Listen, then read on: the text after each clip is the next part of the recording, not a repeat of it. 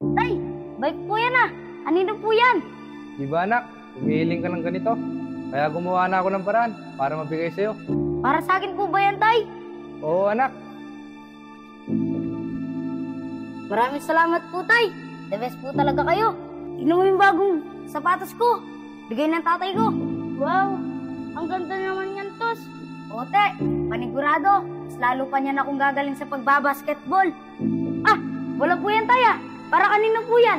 para sa'yo anak. Para kumpleto ka na. At para hindi ka na manghiram kay Diti.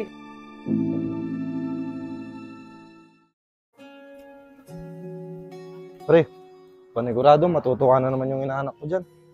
Oo pre, hilig kasi nun yung larong basketball. Kaso yung sapatos niya, sira na. Kaya umihiling siya ng sapatos.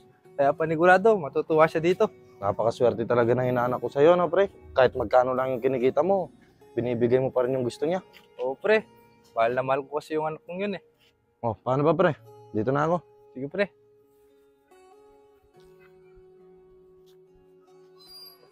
Anak! Uy, nandiyan na si tatay. Tay, nandiyan na po pala kayo. Anak, panigurado, matutuwa ka sa dala ko. Ano po yan, Tay? So anak, yung hinihiling mo sapatos. Talaga po ba, Tay? Maraming salamat po, Tay. Wala yun anak. Tay, maraming salamat po ah. Lagi niyo pong binibigay yung mga gusto ko. Wala yun anak, mahal na mahal ka kasi ni tatay eh. Oh, ito, tignan mo na. Wow, ang ganda naman po nito, Tay. Panigurado, Tay. Mas lalo pa po akong gagaling sa pagbabasketball ko nito. Basta anak, lagi kang mag-iingat sa pagbabasketball mo ah. Opo, Tay. O sige na, tara, ipasok mo na yan. Salamat po talaga, Tay. Oo.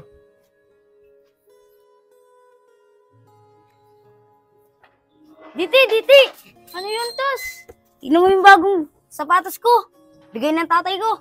Wow, ang ganda naman yan, Tos. Ote, panigurado. Mas lalo pa niyan akong gagaling sa pagbabasketball. Nakakaingit ka naman, Tos. Buti pa ikaw, may bagong sapatos.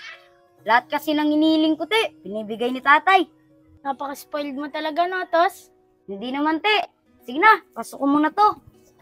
Gusto ko lang naman pakita sa'yo. Sige, Tos. Sige.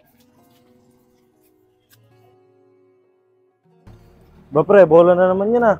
Kapon, sapatos yung binigay mo sa anak mo. Napakaswerte talaga ng anak mo sa'yo. Oo pre, para hindi na siya manghiram ng bola. Tsaka para kompleto na din siya. Hilig kasi ng inaanak mo yung pagbabasketball eh. Kaya sinusuportahan ko lang siya sa hilig niya. Ah, pero pre, baka masana yung anak mo, masyado mong ini-spoiled.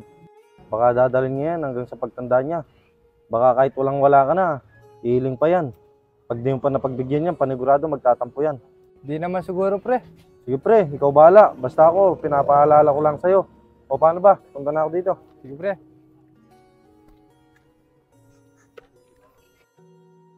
Anak, Ay, nandiyan na po pala kayo. Ah, wala po yan, Tay ah. Para kanino po yan? para sa'yo anak. Para kompleto ka na. At para hindi ka na manghiram kay Diti. Ah, talaga po ba, Tay? Maraming salamat po. Lahat po ng gusto ko, binibigay nyo. Wala yun anak. Siyempre, ikaw lang yung kaya sa isang anak ko. Tsaka alam mo naman, na mahal kita. Maraming salamat po, Tay. Mahal na mahal din po kita. Sige po, Tay. Susubukan ko muna po itong bagong bola ko. Sige anak, basta mag-iingat ka. Opo, Tay.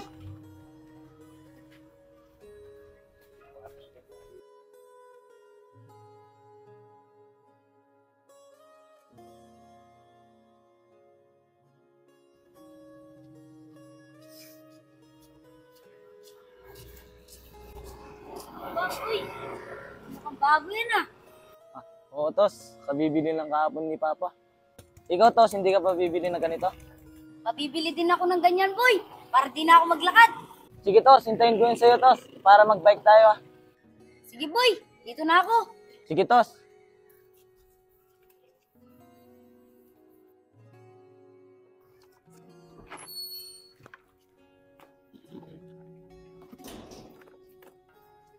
Tay, O anak, saan ka galing? kina Rich Boy po, Tay. Tay, nakita ko po yung bagong bike ni Rich Boy. Napakaganda. Sana, Tay, bilhin niyo din po ako ng ganun. Ako anak, kakabili ko lang ng sapatos mo eh. Saka yung bolang yan. Yung natitira kong pera dun nak. Pangkain na lang natin yun eh. Pero tay, di ba binibili nyo naman po lahat ng gusto ko? Oo anak, kaso yung natitirang pera ko doon, sakto na lang pang kaya natin eh. Matagal-tagal pa bago yung sahuran. Pero hayaan mo anak, pag-iipunan ko yan. Sige po tay, asahan ko po yan ha. Sige anak, Sige po tay, pasok muna po ako. sige tapusin ko lang tong niluluto ko. Mukhang tama nga si paring Mando. Masyado ko nang ini-spoil yung anak ko.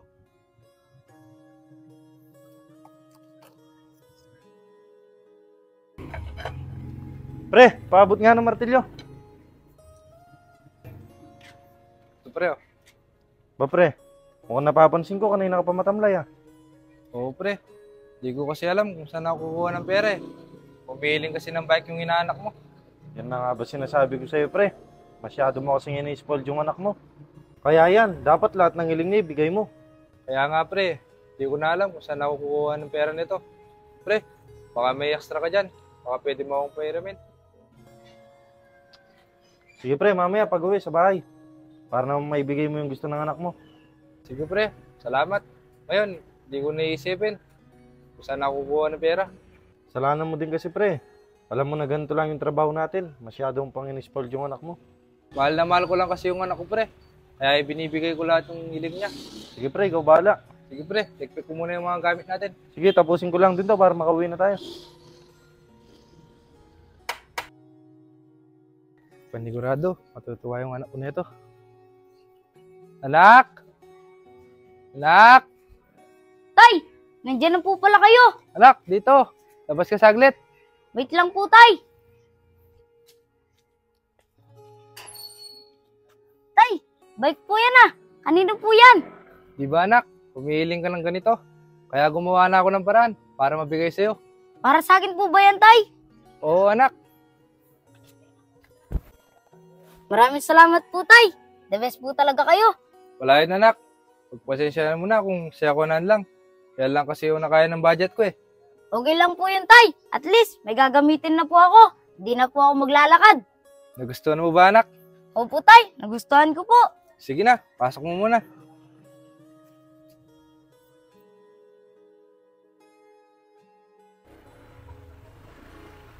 Diti!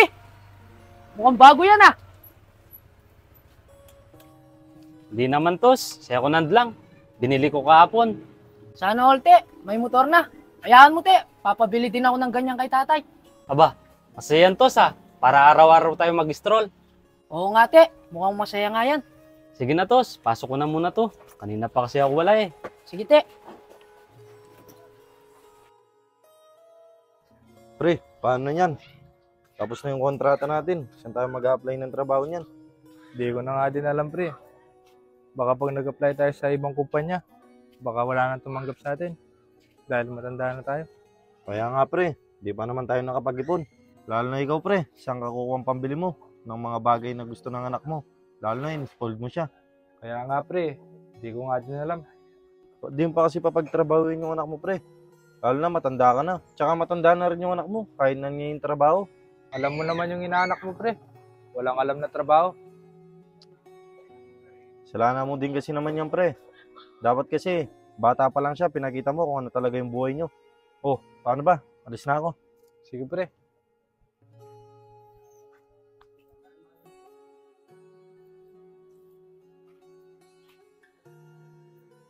Tay, nandyan na po pala kayo. Tay, may bagong motor po pala si Diti. Sana mabilhan nyo din po ako ng ganun. Kahit last na lang po yung tay. Masayang masaya na po ako. Pasensya ka na muna ngayon anak.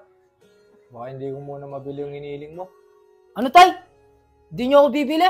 Ngayon na nga lang ako ulit hiling sa inyo. Di nyo pa ako pagbibigyan. Pero anak, Bahala kayo dyan. Pag di nyo ako binili, di na ako uwi dito.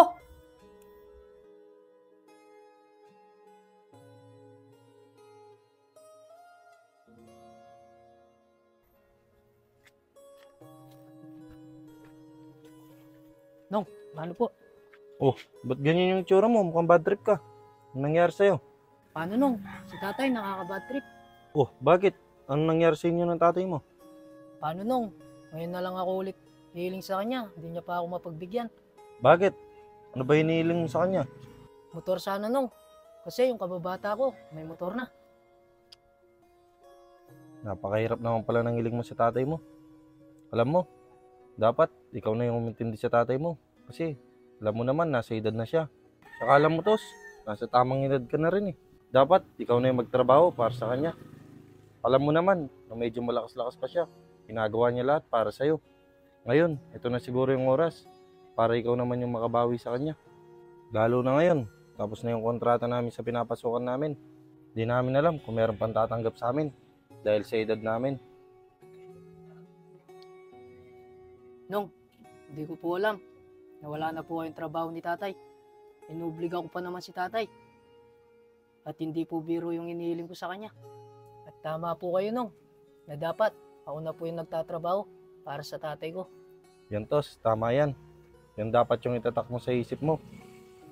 Na di habang buhay, pagsisilbihan ka ng tatay mo. Alam mo, Tos, matanda ka na eh. Dapat ikaw na yung nagsisilbi sa tatay mo. Tsaka, Tos, tama na muna yung mga iling mo ng gamit sa tatay mong yan. Tulungan mo muna tatay mo. Makakamit mo rin yung mga gamit na gusto mo. Basta pagsikapan mo lang. Opo nung, maraming salamat po sa payo. Ngayon ko lang po napagtanto na hindi po pala biro yung mga sakripisyo sa akin ni tatay. Sige na, puntahan mo na tatay mo doon. Sige po nung, dito muna po ako.